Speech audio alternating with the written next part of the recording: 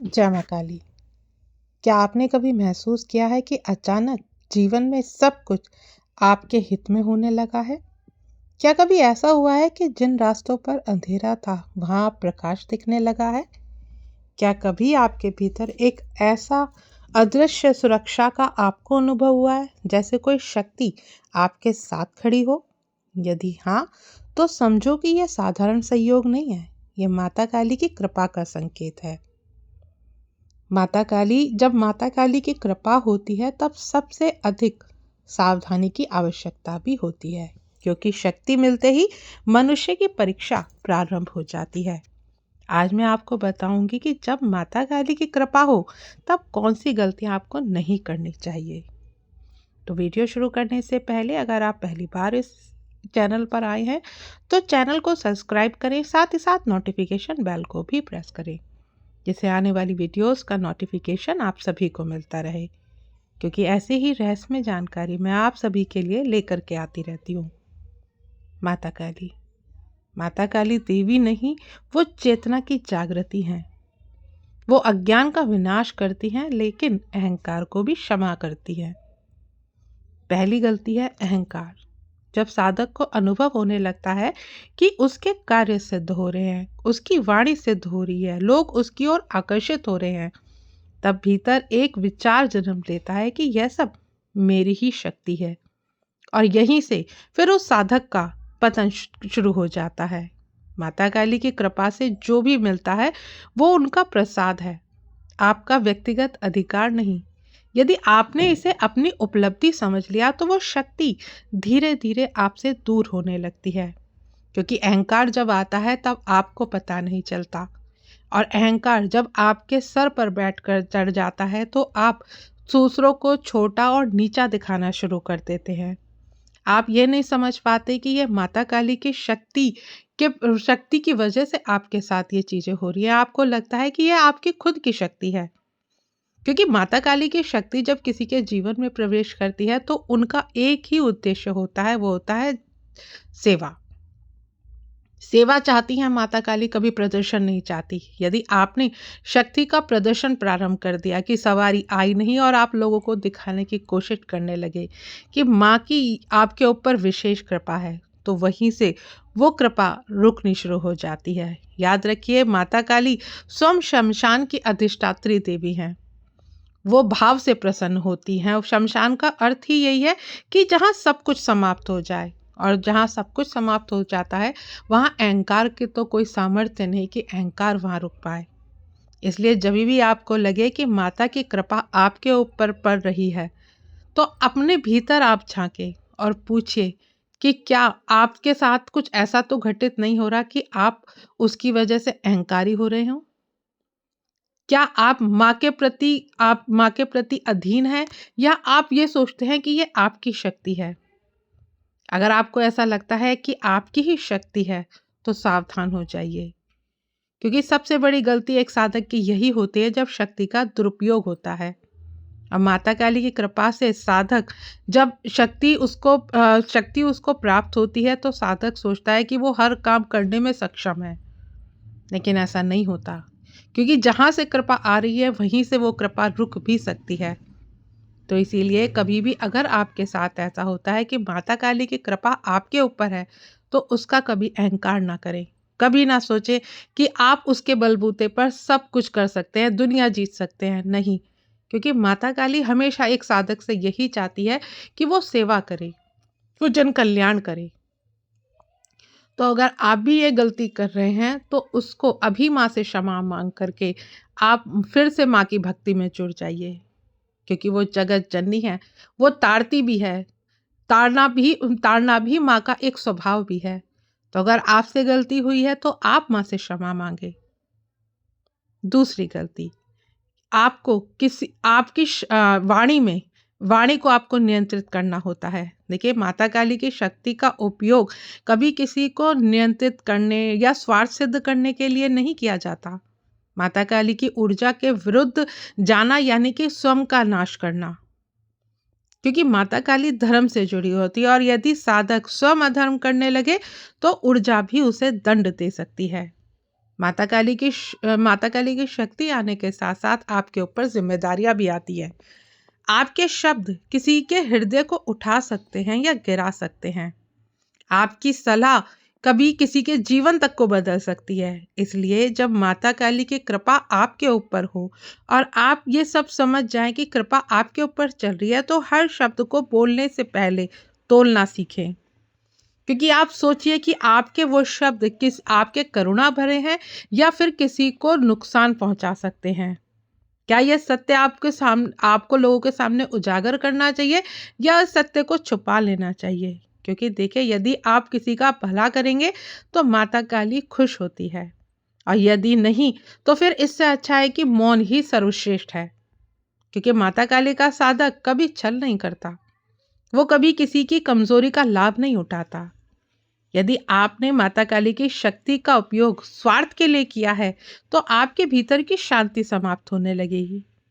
कृपा से पहले संकेत शांति है, और अगर आप उसका दुरुपयोग करते हैं तो फिर अशांति आपके जीवन में आती है।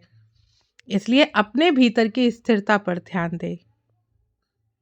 और अब तीसरी गलती, साधना में ढील देना। जब माता काली की कृपा मिलती है तब सोचते हैं कि अब आपको अधिक प्रयास करने की आवश्यकता नहीं। जब माता काली की सवारी आपके ऊपर आती है तो आप ये सोचते हैं कि सब कुछ आपने प्राप्त कर लिया, और जो आप पूजा कर रहे थे फिर आप उस पूजा को करना छोड़ देते हैं। और वही आपकी सबसे बड़ी गलती होती है। जब जाप को आप कम कर देते हैं, ध्यान में आपका मन नहीं लगता, अनुशासन छोड़ देते हैं, और यही आपकी भूल है।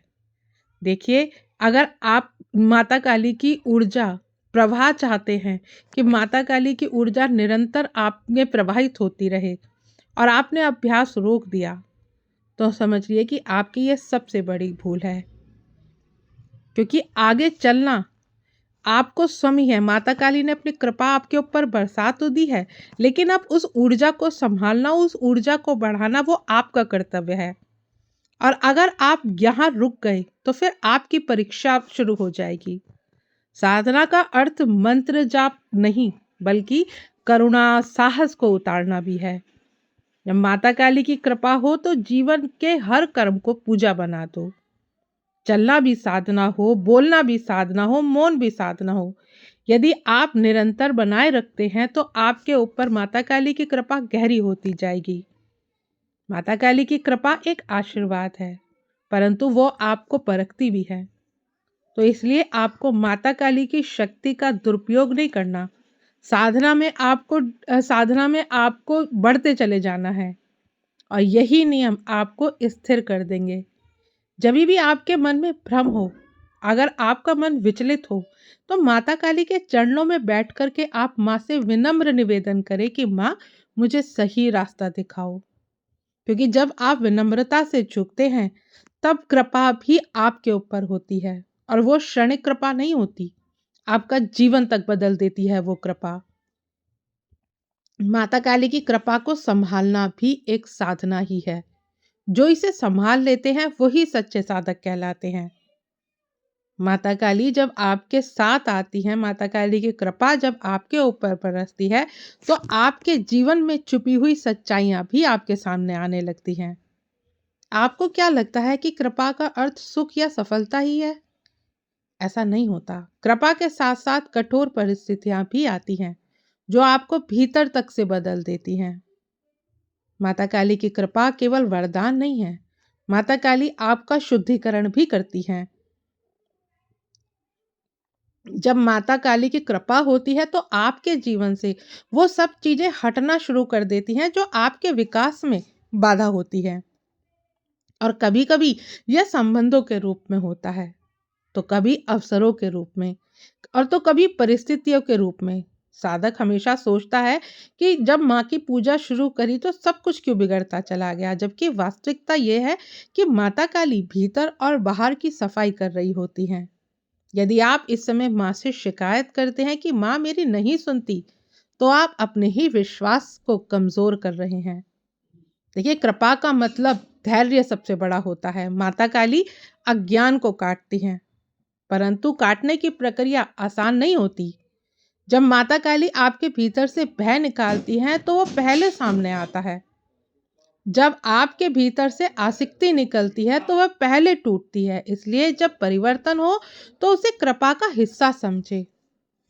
भय माता काली का स्वरूप प्रचंड है, उनका स्वरूप उग्र है, उनकी ऊर्जा तीव्र है। और कई साधक जब भीतर परिवर्तन महसूस करते हैं तो वो घबरा जाते हैं, उन्हें लगता है कि सब कुछ असामान्य घट रहा है। परंतु समझे कि माता काली की शक्ति जब जागती है तो वो स्थिर नहीं होती। अगर आप भयभीत हो रहे हैं और आपने साधना रोक दी तो आप अधूरे रह जाएंगे, क्योंकि माता काली को अगर आपको पाना है तो भय को आपको जीतना पड़ेगा। क्योंकि माता काली आपको कभी डराने नहीं आती, आपके अंदर के डर को निकालने के लिए आती हैं। और यदि आपके जीवन में आप अपने आप को साहस बढ़ता हुआ महसूस कर रहे हैं, आपके भीतर सच बोलने की शक्ति मिल रही है, तो ये कृपा है। माता काली की कृपा जब आपके जीवन में उतरती है तो परिवर्तन लोगों को देखने को मिलता है। सब लोग बोलते हैं कि अब आप पहले से बहुत अधिक बदल चुके हैं। तो इस बात में आप अपनी प्रशंसा सुनकर के माता काली के पथ से ना हटे। परिवर्तन अगर लोग आपको देख रहे हैं तो आपको समझ जाना चाहिए कि अब आपकी परीक्षा शुरू हो चुकी है। क्योंकि कभी किसी को अगर इतनी प्रशंसा मिलने लगे तो आगे आने वाले रास्तों में बाधाएं उत्पन्न होंगी।